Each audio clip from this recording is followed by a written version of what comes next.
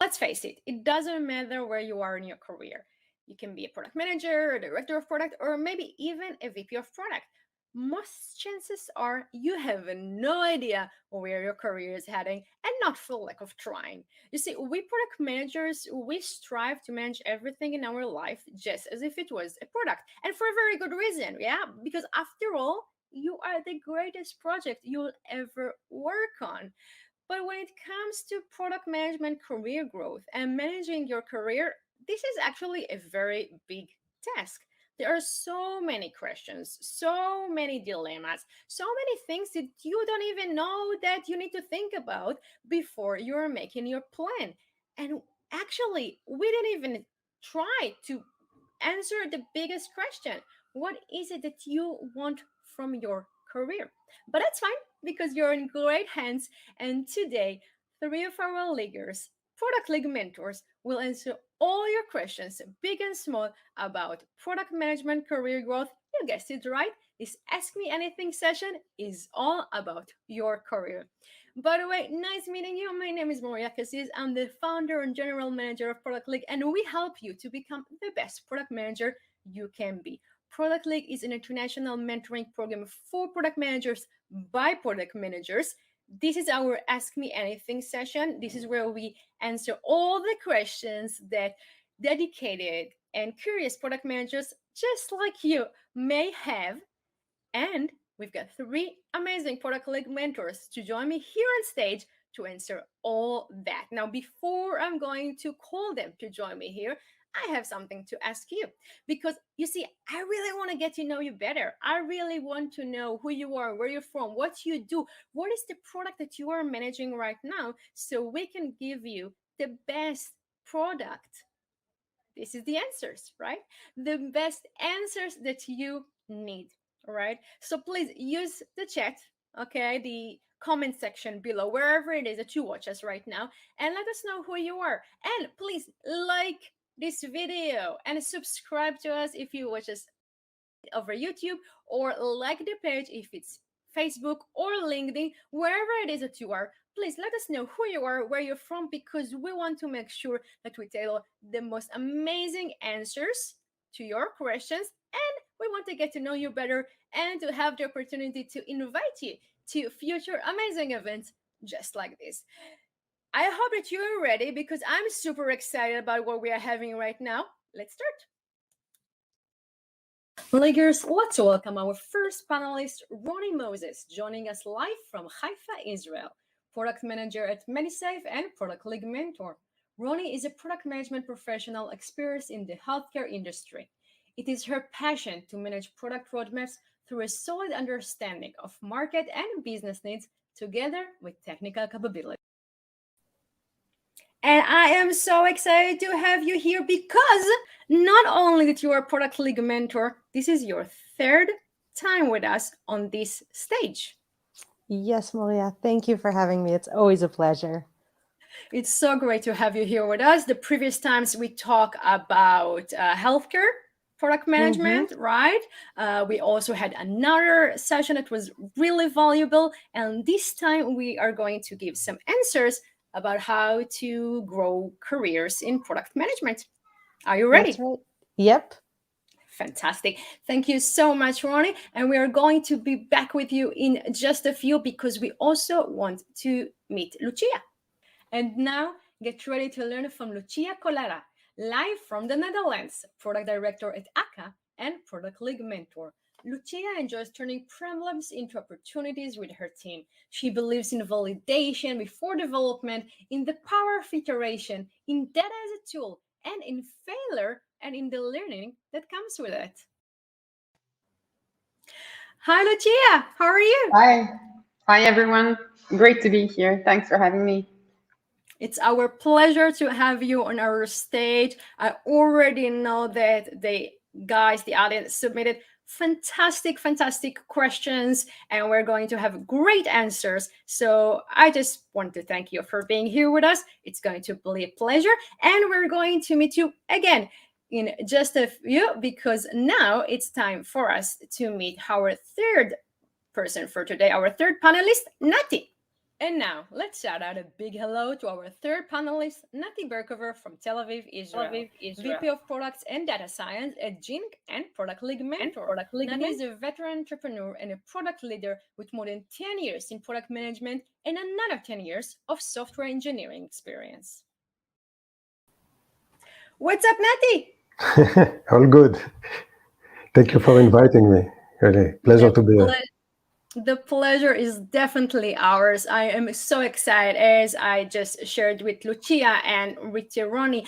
We got really, really great questions from the audience. I'm sure you have some really good answers to. I hope so.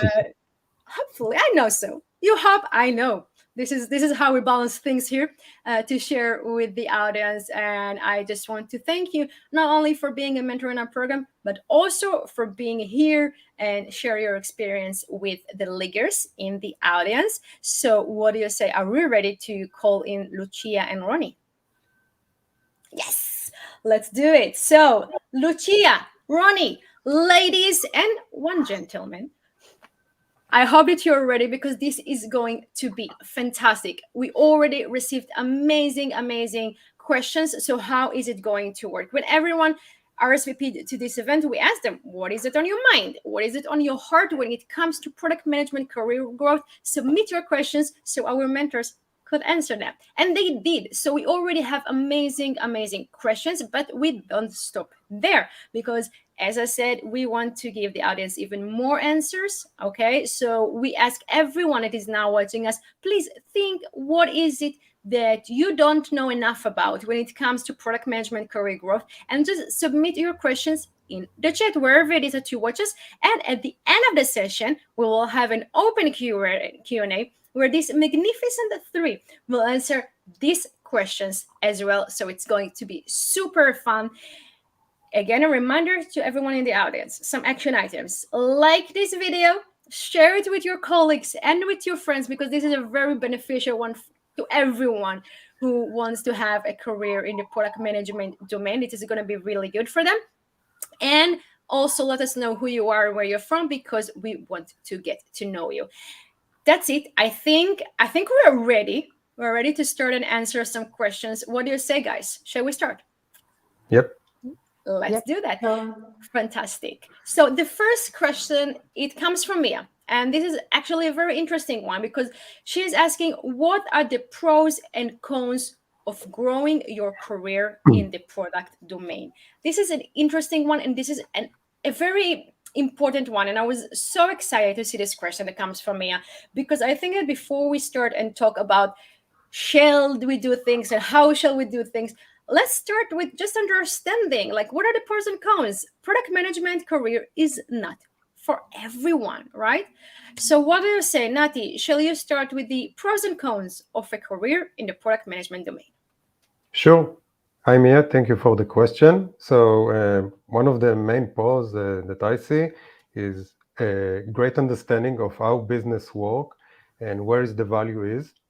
It's also a true opportunity to make an impact within your company.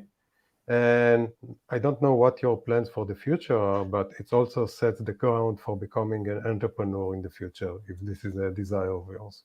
Now, one of the cons is that it has the risk of becoming quite repetitive if you are staying too long in the same domain and working on the same problem. That's correct. That was really good and straight to the point. So thank you very much for that, Nati. Lucia, what do you say? Do you want to share some pros and cons with us? Yeah. I would say when talking about growth, what I find truly amazing about product is that you never remove yourself from the hands-on work. So you stay fairly tactical at also very senior stages of the career. So it never gets extremely boring. I think on the more tactical side of things, and also you expand, of course, on the strategy. You're really a jack of all trades, and unlike many other disciplines, you can really develop more than one skill truly and deeply, which makes you a pie-shaped person kind of thing. Then maybe later we can build on top of that. But to build on Nati's point, I think more than repetitive, it can become a little bit frustrating if the concept of product mindset is only on paper in the company, which means you're not truly empowered as a product team.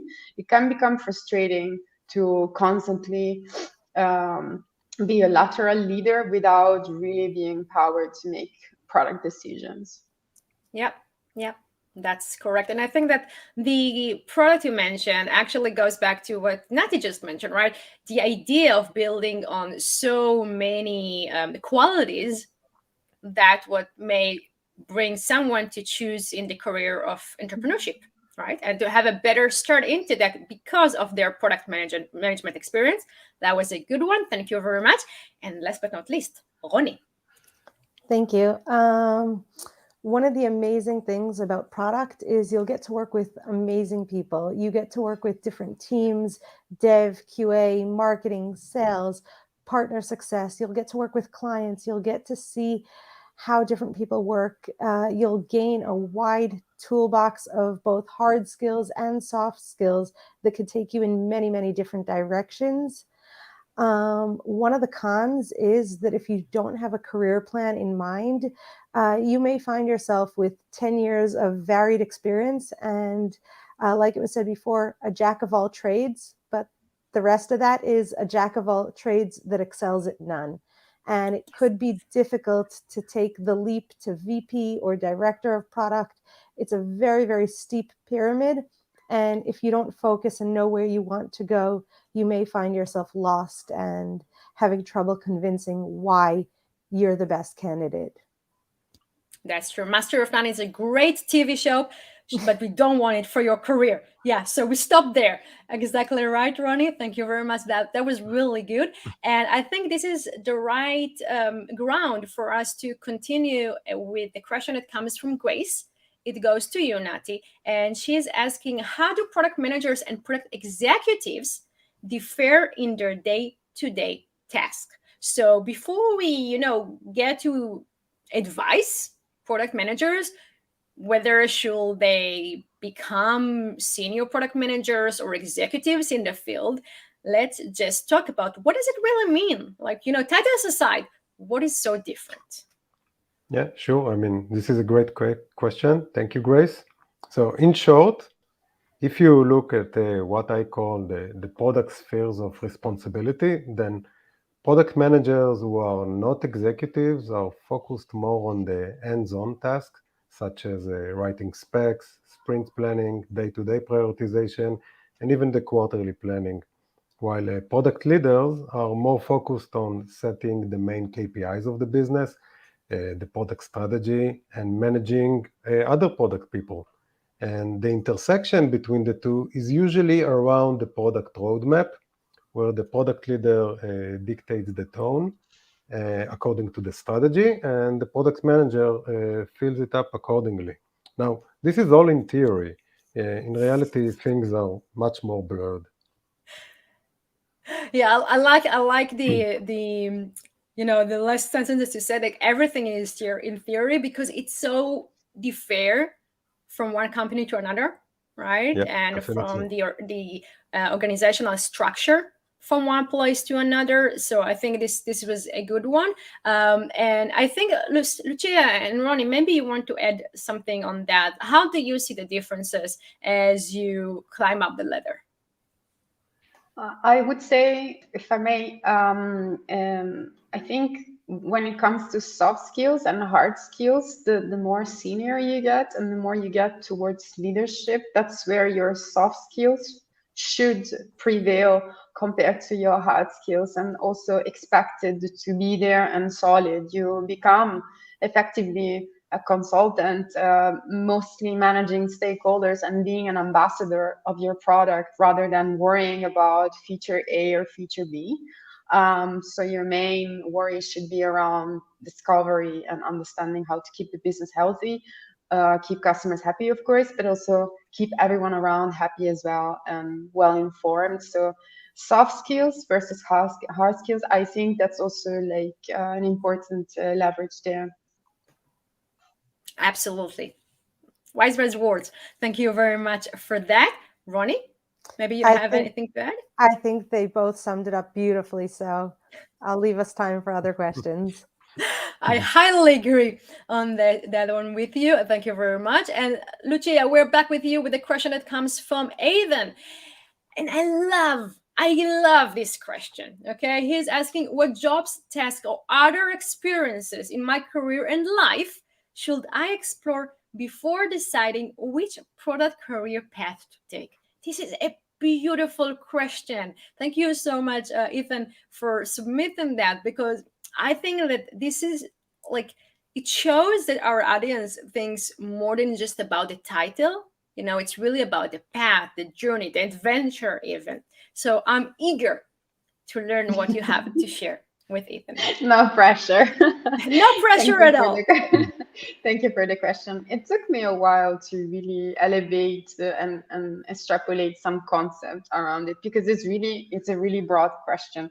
So I would say at least 3 elements should be of notice here. So the first one, as I mentioned, the role is really like a P-shaped role. So either a T-shaped role or a P-shaped role, which is described as broad mastery of general knowledge, but also deep functional domain expertise, at least on 1 or even 2 or more knowledge areas. So this is really it's really different from other disciplines, majority of other disciplines, really. So evolving from one skill to T-shape to P-shape is a longer process compared to other disciplines. It takes time, and it takes constant decision making and understanding where you want to go. So this dance between cross-discipline and deep discipline expertise demands enough time and also enough practice around 1 or 2 areas. And typically those are strategy, data, product design, or technical roles where normally product people come from. Don't want to generalize, but from my experience, that's where we come from. We just land on product. We don't study to be product people, at least in our generation, which was the first one. So in understanding which of these areas are gonna be your core skill set versus the ones that are gonna be built on top will take time, and typically this is done in easier and safer in the context of one company. So what I've seen in my experience is that you move from one role to the other, and then you expand and explore and build up on your skill set within typically 1 or 2 companies, and then it's usually easier than to move on in different companies. That's one element. So how to build this P-shaped skill set for yourself. And the second one is the life cycle phase of the product. So which is the phase within the life cycle of the product that is important to you and that you want to eventually work on. And it takes time to explore them all. And by them all, I mean at least a startup, scale up versus like a more established company, because it's a really different job actually on a daily basis and on a strategic base as well, to think about a startup product manager versus an established product manager. And finally, it's nice to spend time understanding whether what you find most interesting is more the discovery side of things, so the customer development, discovering, penetration, market, etc., or the delivery side of things. Because I've seen people obviously growing and striving in both realms, and I don't want to generalize and say that it's a siloed two sides approach, but it is true that there are product managers that are more focused on discovery rather than delivery, and the opposite also happens. It's never going to be a 50-50 deal. So it's important to spend time. It's going to take time to understand where you want to focus more without lacking to build a basic experience on the other side as well. So hopefully this gives a high-level understanding, at least from my experience, where I think are some of the components that we should reflect on. This was a beautiful, beautiful answer. So thank you very much, Lucia. And I'm convinced that Ethan and everyone else in the audience has much to think about right now. And Roni, what do you say? Are you ready for a question? Yes, let's go. Perfect. This is good. It comes from Olivia, okay? And she's asking, how do you feel about the have a 5-year career plan rule? So we all know it, okay? There are so many advisors and coaches and blog posts out there that tells everyone to set a 5-year career plan. Now, Olivia is here to ask, as a good product manager should, by the way, is that true? Should we really have it? What is your take? What are your thoughts about that? I think that having a career plan is extremely important, whether it's a 5-year plan, a 3-year plan, or a 10-year plan, I think is up to you. Personally, I think that setting SMART goals, and for those of you who don't know, SMART is an acronym for specific, measurable, achievable, relevant, and most importantly, time-based to define my goals. So 5 years, it's so easy to get lost in. Yes, I want to be VP product in 5 years, but I break things down into much, much smaller chunks. So when I look ahead, I have the upcoming year planned according to quarters, the second year according to halves, and then years 3 to 5 are vague. And I like to leave room for flexibility and changes because life does throw us curveballs. And we are constantly having to reevaluate our goals, the timeline that we set. Sometimes, things progress faster or slower than we expected. And there's a lot of things that are not even connected to our career necessarily, but to life, families, growing COVID. as a family, COVID, exactly. We have to be agile and learn how to change with time. So have SMART goals and always be reevaluating them. I love the fact that you mentioned SMART goals, Roni. Thank you so much for that. To those in the audience that are not leaders, not mentors or mentees, I will share that one of the first tasks, actually the first task that we ask mentees to do when they start the batch with us is setting their SMART goals. And I'm like super picky with them, borderline annoying, when it comes to reviewing the SMART goals, because this is so important. And usually, all product managers out there will say, yeah, of course I know how to set SMART goals, but only a few does, okay? A few do. So we need to practice it all the time. And especially when it comes to the most interesting and important project or product that we will ever focus on, which is our life, us, right? So thank you so much for mentioning SMART goals, Roni. This is an important one because I think this may be the biggest recommendation out there to everyone.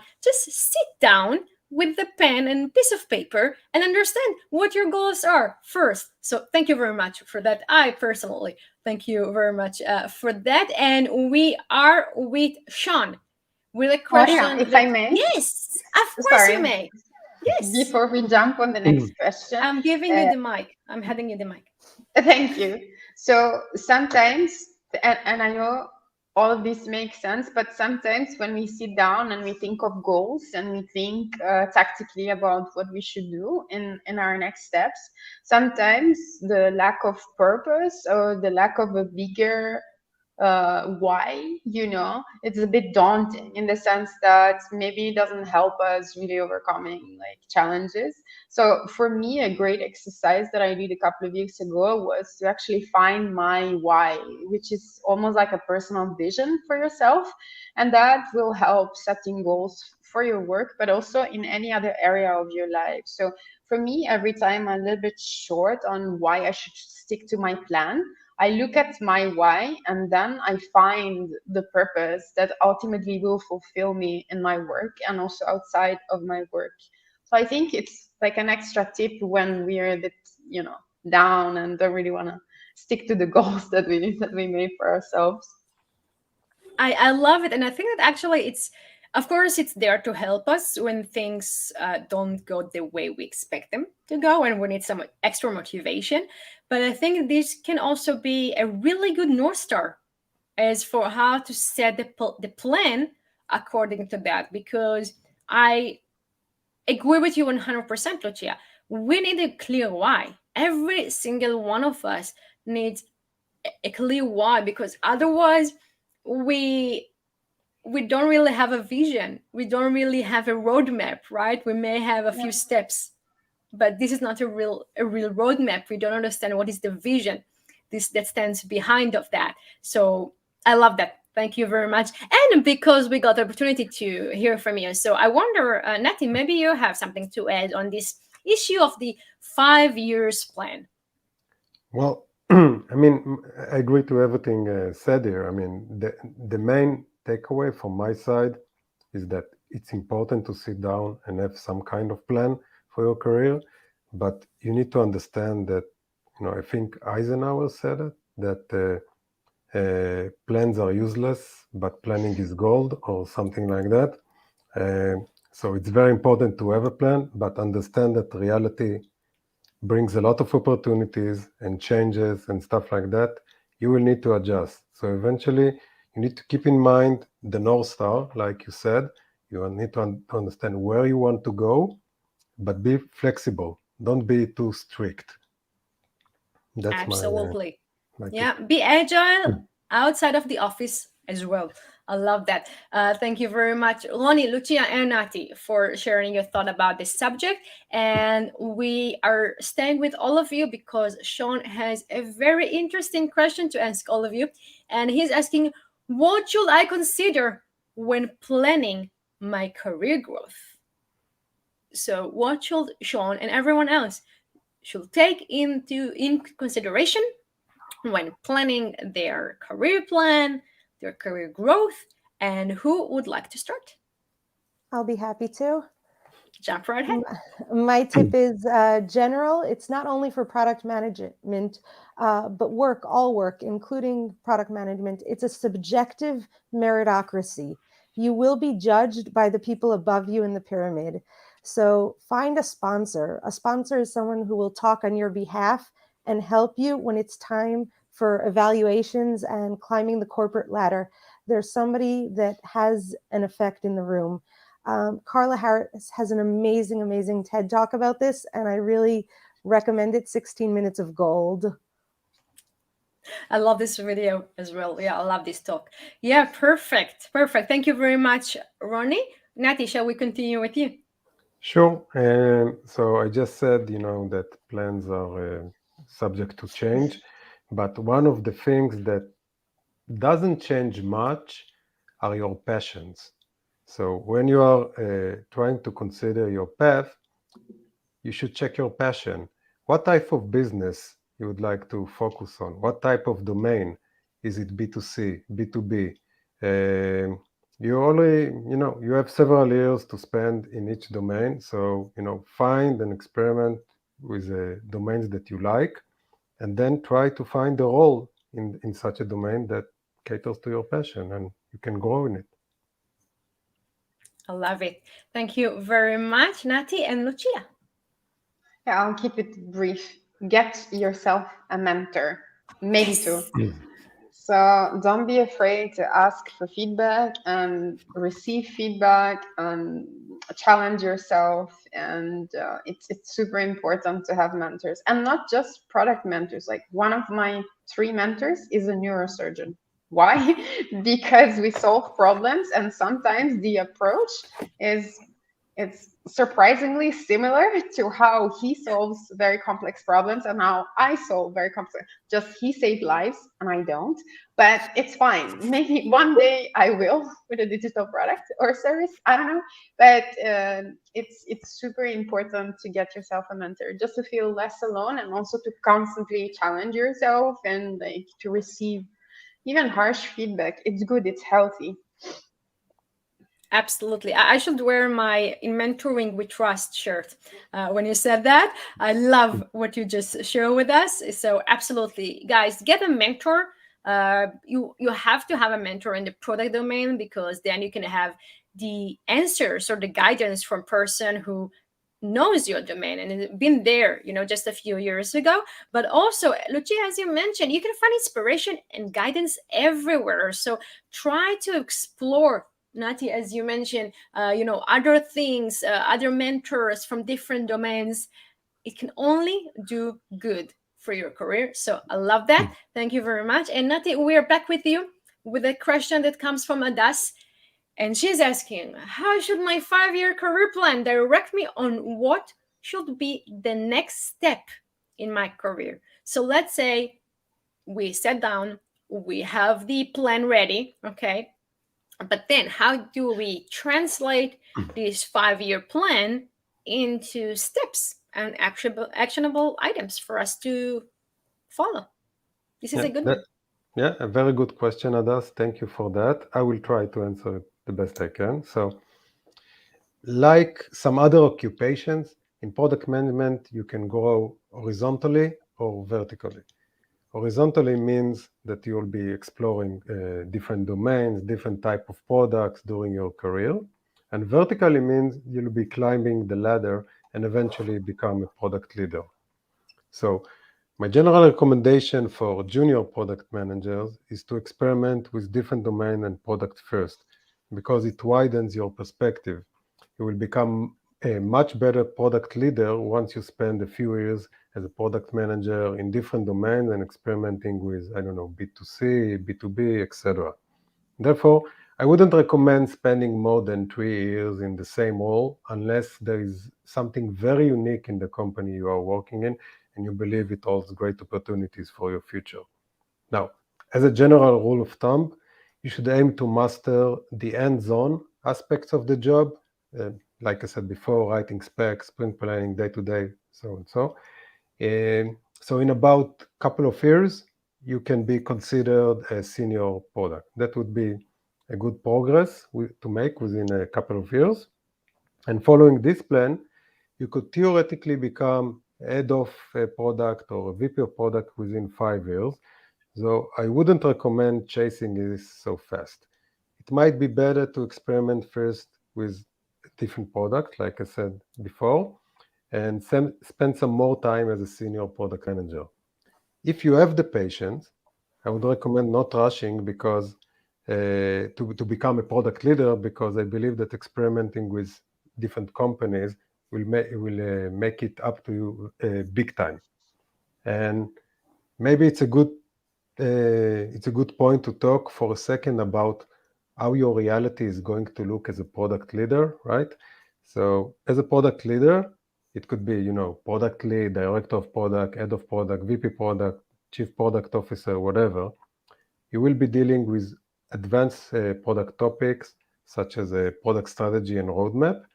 And in addition, unless you are a one-man show, there will be a totally new dimension to your job, and that is managing other product people. Consider if this is something you want, because the management overhead can be quite big and take a great deal of your time. And last, it shouldn't be ignored, is the fact that the higher you climb the product management ladder, the more likely that office politics are going to be an integral part of your reality. You need to take this into consideration, because if you don't like the aspects of what I just described, then maybe become a product leader is not necessarily something you want.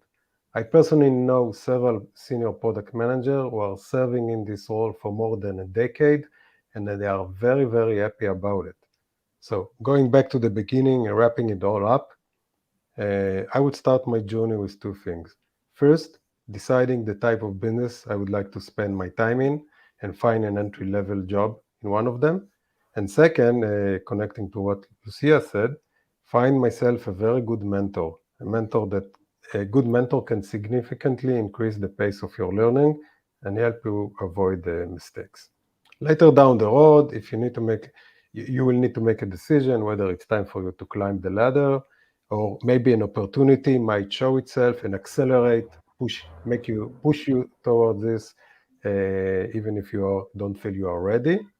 So going back to the plan, it's important to have a plan to understand where you want to go, but as always, reality is stronger, and you will definitely learn a few things about yourself in a journey. So learn and adjust and be open to new opportunities. And I hope I answered your question. I'm sure you did a great job. And I want to highlight something. The fact that things are changed and the way we perceive our goals and our ambition change from time to time, this is actually a sign of growth. Okay, this is not a bad thing for everyone in the audience thinking, no, I have to stick to the goals that I set, in the firmest way possible. No, be agile, not just because you need to be agile, but also because you may find out things about yourself, as you mentioned, the not really liking dealing with office politics or stuff like that, that tell you that you want to choose a different path. And this is more than okay. This is good because that means that you listen to yourself. So this is actually really, really good. And I'm thankful for you, Nati, for mentioning that. Lucia and Roni, as this is, a big one. I wonder if you have anything to add. I'd like to add, I really agree with what Nati said regarding at the beginning of your career, experiment different things, B2B, B2C, small companies, big companies, different industries. But at the end of the day, 5 years down the line, you're going to have 2-3 different jobs on your resume. Make sure that your different jobs and that your jumps, they tell a cohesive story. So you're going to be sitting next to a recruiter who's going to be saying, hey, you look a bit unstable. What's been going on here? Or, it looks like you're a jack of all trades. Make sure that you know how to tell your story so that it shows your evolution and your growth. Absolutely. I highly agree with that. And I think that actually you kind of say the same thing, Ronnie and Nati, because the story may be, I want to experiment as much as possible before I make the decision.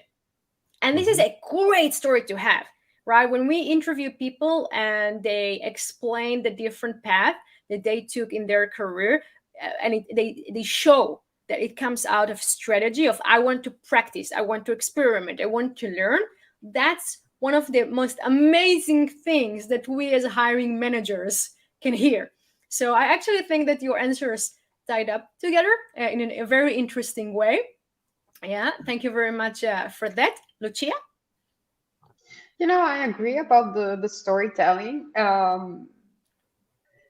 It is also true that if a product recruiter cannot accept that maybe I made a mistake in choosing a job in the past and I was honest enough and reactful enough to, course correct my direction, then maybe I don't want to deal with that recruiter.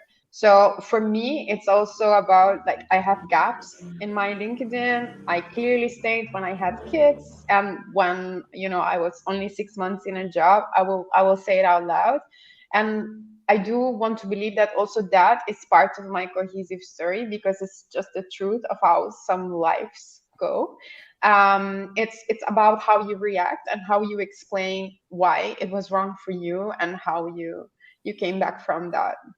So it is about storytelling in the end. You're right, Roni, but let's not avoid telling our mistakes as well, because this is what we do, right? We fail fast when we jump back up on the saddle, right? Definitely. And we stick to our why, which is one of the things that you mentioned earlier, right? Because if your why is clear, when things go in a way that we did not expect them to go, right, we know that we have to move on, or we have to tweak, or we have to change things, because we're not heading in the right direction. Yeah. I love that. Thank you very much for adding that, Lucia. This was very, very interesting and very important, actually, to mention. So thank you very much for that. And we are staying with you because John has a question to ask you, and he's asking, how can I plan my career so that I will spend more time building products and less time solving conflicts? Nati, you just mentioned office politics, and here it is. Here it is. Oh, so, John. Yes. Poor John, indeed. Lucia, what are your thoughts? Yeah, I mean, this is not a 1-minute answer. Politics will be politics, and they will always be present, more or less. But as a true product person, what I would say is just go to the source of the problem and don't look at the output being the politics. Look at the source of the problem. And typically from experience, the source is usually around lack of guts to make decisions and lack of alignment in the objectives, either top down or bottom up. These are usually typically, and this all comes from fear and risk adverse behaviors, right? So the culture of the company or the culture of specific departments leads to lack of trust, which leads to not empowering certain people, which leads to fear of making decisions, to maybe disappoint this person or this person, and then all of a sudden we don't have the same objectives and we're not really looking at the same vision altogether as a total team. And this leads to politics. So politics is the output. The source of the problem, usually these 2 or 3 components. So go back to the source, try and understand whether you have control over it or not. If you're starting a new role, immediately check these components, like where are the KPIs? How are people deciding on objectives for the company? Is there a clear vision? Everyone knows what the vision is about. What's the company culture? What's the value? Is it truly a product mindset company or is it just on paper? These things will tell you a lot, tons about the company and how to act on it. Sometimes you don't have control over everything, but most times you do have control over minor parts that maybe will make your life a little bit easier. Absolutely. And even if you don't have control over it, you can control your career path within that, going back to the previous question, and decide whether this is suitable for what you want from your career or not. Yeah, I love that. Thank you very much, Lucia, for that. Roni, we are back with you with a question that comes from Leah. And she's asking, what is the best way to decide which opportunity to take? When more than one job offer is made, what should you consider? This is a great question. It is. And it does tie in with having a career plan. If you have a career plan and you know where you want to go, then the first question is, which opportunity helps me reach that career plan? If you are starting out in your product management career in the first 5-6 years, I do recommend with going and trying different things. If you've been in B2B, give B2C a try different industries, try small companies, big ones, gain experience in different areas of product so you could see what you like more. When you're a little bit more experienced and you are further down the line and you know what you are looking for, then know what's important for you. There are so many different aspects in work, work-life balance, compensation, the people on your team, the location, the industry. These things are, their level of importance is different for everybody. What's important for me may not be most important for you or for Moria or Lucia or Nati, and know which ones are the ones that are most important to you. And these are the ones that you should give the most weight to.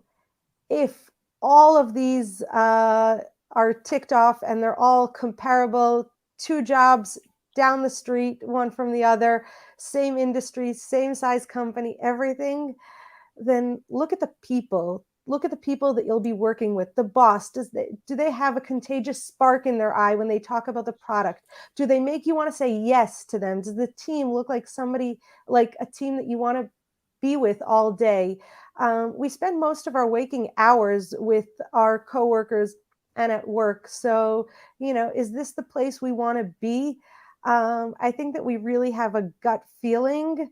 I once left a job interview and my husband asked, how did it go? And I sent him the emoticon with the little heart eyes because just the boss was so passionate. And I said, oh my God, I would do anything. I would walk on hot coals for this guy. He looked like he could just make you do anything. He was charismatic and passionate about his product, and I wanted to be a part of his team. And I think that our gut usually is right. Drop the mic. Love it very much. Thank you very much, Roni. Maor has a question to you, Nati. Are you ready? I hope so. Okay, so he's asking, how does one become a product manager focused on a strategy? Okay, so now we're getting into the nitty gritty of specific paths in product management, and he's asking, what are the typical skills and responsibilities when it comes to product manager focused on strategy? Yep. Thank you, Mao, for this question. I will try to provide a short answer for that. So usually, product strategy is managed by product leaders, usually, or the executive team if there is no product leader around. So there is a good chance that if you want to deal with a product strategy of your product, you'll need to climb the ladder. In some companies, there's no way around that. However, I did see product manager whose manager didn't bother defining a product strategy for the product they own. In such a vacuum, you can step in and work on a product strategy for your product. I mean, look for opportunities and jump in, because you would be surprised on how many times there is no product strategy in place. Now, in super short, focusing on product strategy requires that you'll see the big picture and where your product needs to be 2 or 3 years from now. You need to think about growth, about market penetration. You need to know the market, your user and your customers, and the competition very, very well. And essentially, it requires you to lift your head above the water. I mean, above what in front of you. You need for a second to detach from the day-to-day and stuff around you. And for that, you'll need to master your time management skills, because otherwise you'll be addressing always the immediate needs, and you never reach, you never have the time to deal with the actual strategy. That's my short tip. Spot on. Thank you very much, Nati, I for that. And Amin Hussein wait, has a Maria? question. Can I just Yes, add? of course. Sorry, I wanted to add to Nati. Even as a product manager, if you're not defining product strategy, you're working on features, and you could define the KPIs for those feature, and you could show your boss, hey, look, I'm already measuring the value of the things that I'm building. This feature, it's got a baseline usage of 47%. I expect that when we make these changes, it'll go up. Let's measure it in 2 months, 3 months. Did it go up? Evaluate what you're doing. So it may not be product strategy, but start small with feature strategy and measuring. KPIs are really, really important. Just start. I love that. I love that, Ronnie. Thank you very much for that. And Lucia, you're ready because Amin Hussein has a question to ask you. I'll take it as a yes. Fantastic. And he asks, how do we stay on top of learning, improving our knowledge, and staying in the know while we are so busy? Okay, it comes from the heart. Yeah. And so that's my answer. I have 2 kids, 2 jobs, and I'm a head of a department, and I'm a single parent. So it's not easy to stay up to date. What I do is I am just extremely disciplined. So the downtimes that I have when I commute, where I could be swiping some social app, I just don't do that, or I try to limit that. And because I don't do well with long videos, and I obviously attend 1 or 2 conferences, but it's mostly for networking, to be honest. I do really well with podcasts and like knowledge pills. So I try to use all my downtime, even if I take the bus for 15 minutes, to plan the podcast episodes that I want to listen to. And then I just discipline myself to just do that. And the other thing that I do is I try to put into practice some of the key learnings that I observed as soon as possible, because that's really, at least for me, the only way in which I can really lock the learning and it stays with me. Otherwise, I just forget. So whenever I listen to something good, I'm like, okay, my only chance is to put it into practice within 3 weeks, because otherwise it's just going to be gone. And maybe I will not get back to that link ever again. So to me, I write down the pointers and I try to put them into practice. And then what I notice is that the same as with algorithms in Google, they keep on presenting you with stuff that you not already know, but you're really familiar with. And so sometimes I just ask my mom what she's reading, or my dad what he's listening to, because I want to explore like a little bit outside of what I think is, I don't know, interesting for me. So I don't know, my mom is into flowers right now, and she's like, I don't know, learning to do bonsai by herself, and this is what I learned too. So this is what I'm reading as well, and it's just beautiful because it builds up on like broader knowledge, which is always helpful. Yeah, especially when we are doing product, right? Because you need to think about design and about business and about strategy and about technology. So nothing can go wrong by just exploring more things and being excited and inspired from other domains. I love that. And I especially love the tip that you shared with the audience of turning audio into words, into practices. Okay, so don't just listen to a podcast. Really think, how can you, even just for a small part of that, act on that tomorrow or next week, something in your work, so you translate that into action. I love that. Thank you very much for that, Lucia. And Roni, we are back with you. It's a beautiful question. It comes from Quiana. I truly hope that I pronounced the name correctly. If not, I apologize in advance. And she is asking, what do you do to organize and structure your learning? So we got some motivation from Lucia, okay, to do so and to explore and to experiment. That's fantastic. But how do you organize that? So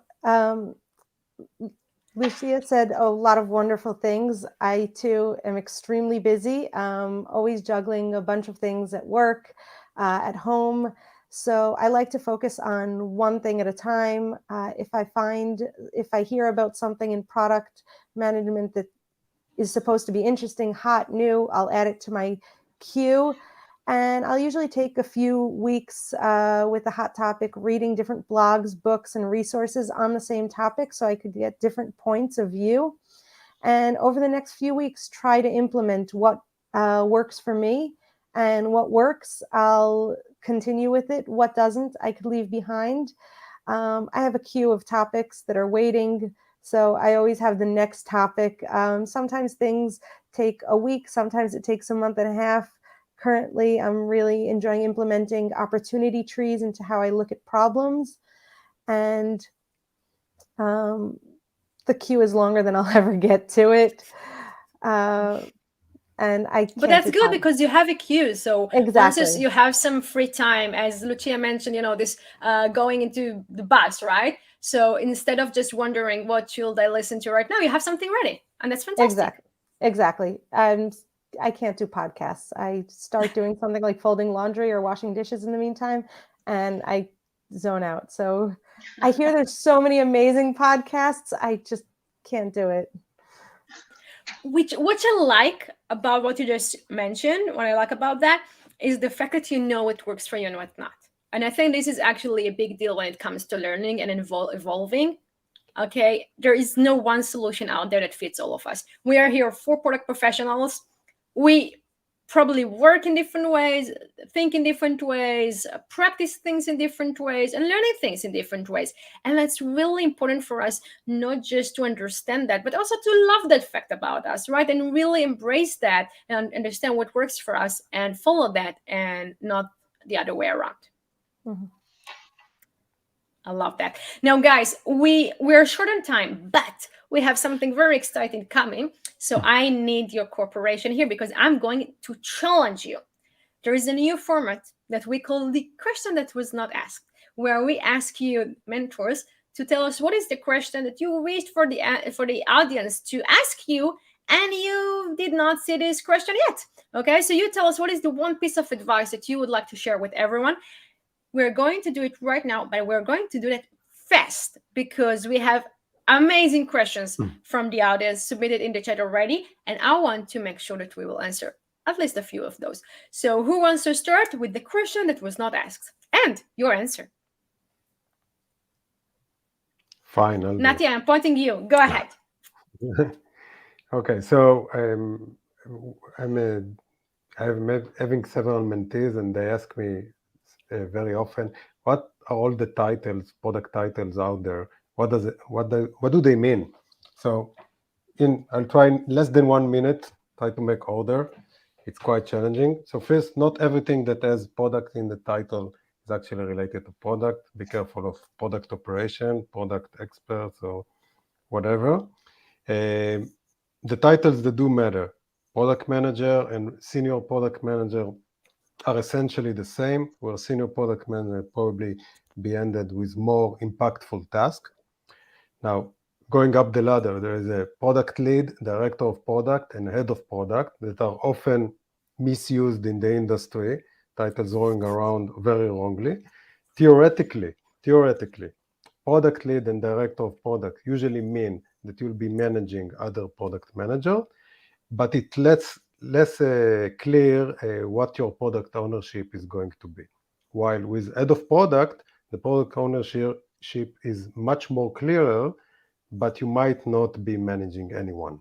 Now, going up the ladder, VP product and chief product officer are almost the same. So if you are a chief product officer, then you are clearly an executive and can be only one of you in each company. While in big company, they may have more than one VP of product. This is the less than 1 minute, my attempt to sort this mess out. Fantastic. Thank you very much. Roni? Sure.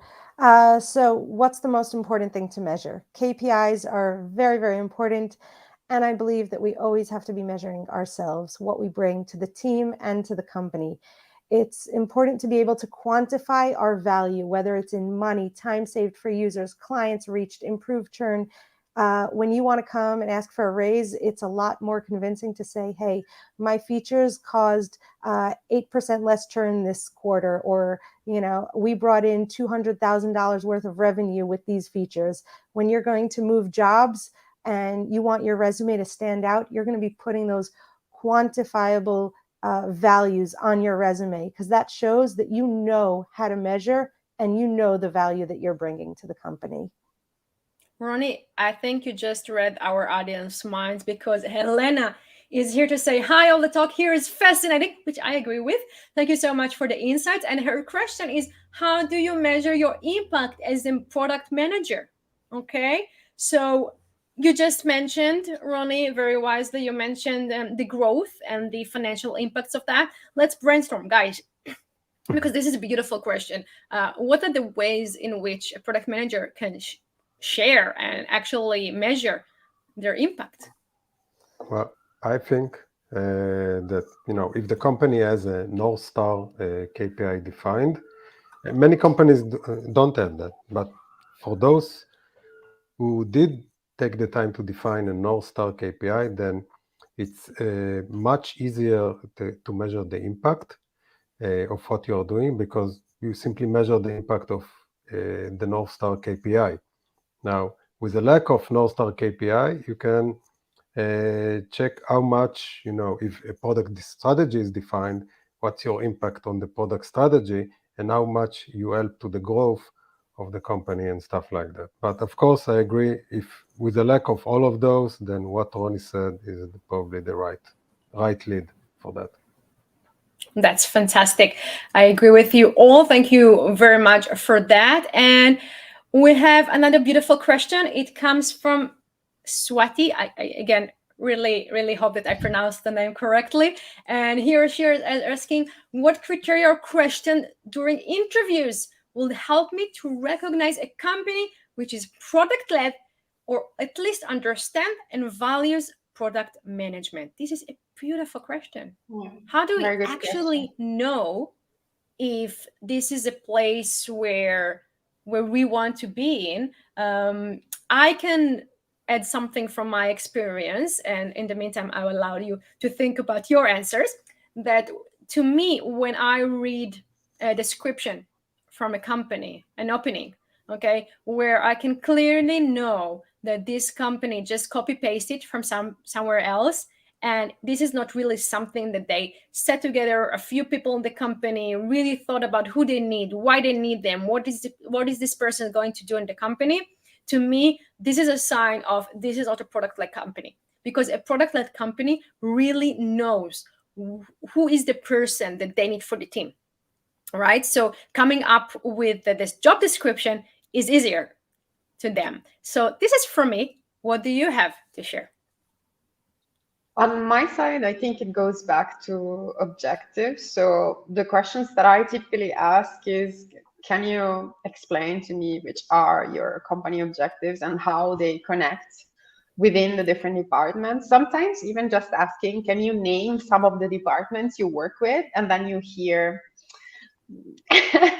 sales, marketing, and I don't know, some launch team and some, weird executional team. And then you realize, okay, these people are not working in a cross-functional manner at all. And that should already ring some bells for you. So for me, the most important thing is to validate whether they have cross-functional mindset and also shared objectives. If that is in place, then you at least know that they have an agile mindset. Absolutely. And also worth mentioning that if this is not the case and they don't know how to operate in this way, your life as a product manager are going to be very hard, very, very, very hard. Yeah. So it's not just about them being product led or not. It's just about how, not easy because it's never easy, but how difficult or not difficult your job is going to be. I love that, Lucia. Nati, Roni, what else? Questions, things to ask the interviewer while we are interviewing and want to make sure that we're in the good company. Yeah, I'm personally, and this is personal preference, I ask a lot about the product structure and the internal processes of the company. For me, an alert sign is that if the product department is reporting to the CTO, this is usually a very bad sign. I advise all my mentees to run away in this case, but just me. But the processes tells you a lot, and also I agree to everything Lucia said. Yeah. Love that. Thank you very much, Nati and Roni. I think that they both gave great answers. During the interview process, sometimes I bring up, previous places that I worked at where it wasn't product led. If they ask why I left, then, talk about how I felt that I wasn't doing product work and read the signals. You could read the body language.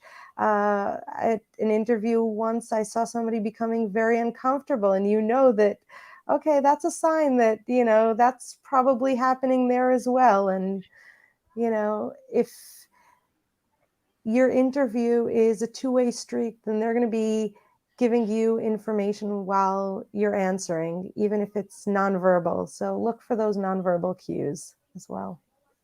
Absolutely. And an interview is always a two-way street. I highly agree with you here, and with your t-shirt, by the way. It says, "You had me at product," which is our Product League slogan. So thank you very much for wearing that. You know how to make me happy. From Tel Aviv, Israel, this was Nati Berkover, VP of Product and Data Science at Jing and Product League Mentor. From the Netherlands, Lucia Collará, Product Director at Aka and Product League Mentor. And from Haifa, Israel, Roni Moses, Product Manager at MediSafe and Product League Mentor. I had the best time, guys, having you on our stage. I can't wait to have you here again, sharing your know-how, your experience, your thought, because your answers are so valuable. And I want to thank you in the name of our audience. Thank you very much for this sharing of knowledge. And I hope that you had a great time, because I had. Yeah, it was Thank you very amazing. much Thank for you. having us. Really. Thank you very much. Thank you Maria. very much. Thank you very much. These are the fantastic mentors of Product League. Thank you very much for sharing your thoughts and know-how with your mentees and here with the audience. And I can't wait to have you again on our floor. Thank you very much, guys. Bye-bye. Bye.